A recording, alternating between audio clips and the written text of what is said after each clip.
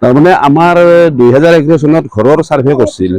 Survey কৰাৰ পিছত ঘৰবিলাক তাৰমানে বেলেগ বিলাকক দি দিছে, কিন্তু আমাক এতিয়া তাৰমানে ঘৰ দিয়া নাই। তাৰপিছত মানে কেঞ্চেল কৰি দিছে। এতিয়া ঘৰবিলাক আমাৰ বান্ধা বুলি কৈছে, কিন্তু আমি ব্যৱসায় কৰা মানুহ, সৰু সুৰা বাঁহ খৰি অলপ কাঠ টকা এনেহেনকে বিক্ৰী কৰোঁ, কিন্তু তাৰপিছত আমাৰ ঘৰবিলাক নিদিয়ে।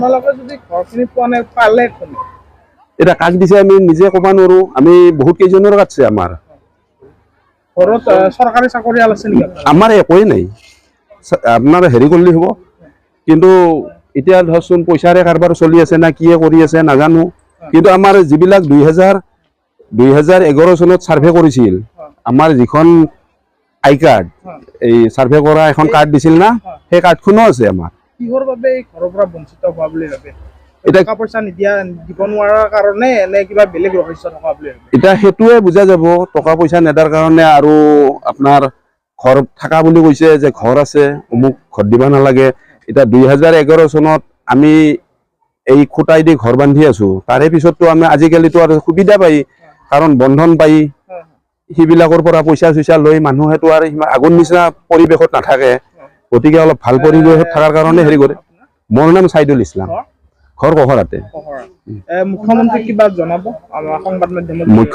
মুখ্যমন্ত্ৰী মহোদয়ে পাৰিলে এইবিলাক তাৰমানে যিবিলাক কেঞ্চেল কৰিছে, এইবিলাক তদন্ত কৰি মানে দিবাৰ এটা চিষ্টেম কৰিব লাগে। লেনদেন চলা বুলি মানে সন্দেহ কৰে নেকি? ধনৰ লেনদেনে চলি আছে, এইবিলাক বেলেগ একো নাই।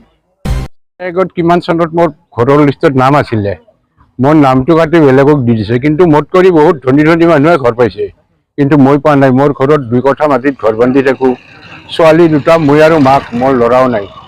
গতিকে মোৰ ঘৰটো কাটি বেলেগক পইচা পাতি দি দিছে। আৰু এই পঞ্চায়তত বহুত দুৰ্নীতি হৈ আছে। এতিয়া নাহোঁ, তাৰমানে মোৰ বেয়া লাগিয়ে নাহোঁ। হয়, আপোনাৰ নামটো? মোৰ নাম নুৰুল হক। কেতিয়াৰ পৰা ইয়াত দুৰ্নীতি চলি থকা বুলি আপুনি গম পাইছে? দুৰ্নীতি বোধহয় বহুত বছৰৰ পৰা চলি আছে। আপোনাৰ গাঁও? মোৰ কহৰাত। হয়, কহৰা কোনখিনি? কহৰা 2 নম্বৰ ৱাৰ্ডত। এতিয়া মানে আপোনাৰ ঘৰৰ নাম আছে যদিও বাৰে বাৰে কাটি দিয়ে? কাটি দিয়ে। এই 11 চনতে এই 11 লিষ্টত নাম আছিল, এই লিষ্টখনে নাবাৰ্তা কৰি দিছে পঞ্চায়তত।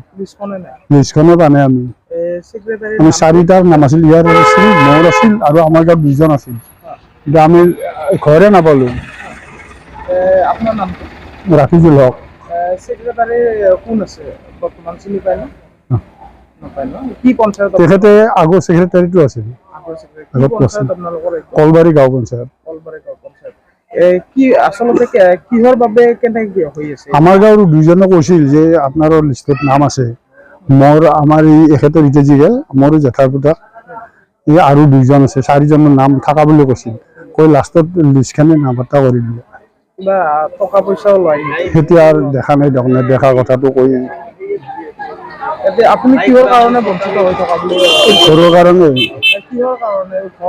কিহৰ কাৰণে কি কৈছে এতিয়া তেখেতসকলে জানে।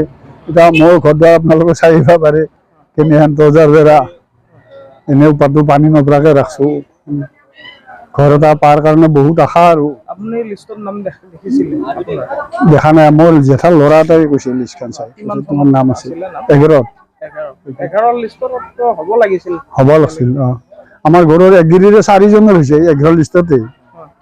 একগিৰিৰে 4টা ভাগৰ একেলগে হৈছে, কিন্তু আমাৰ গিলা নাই।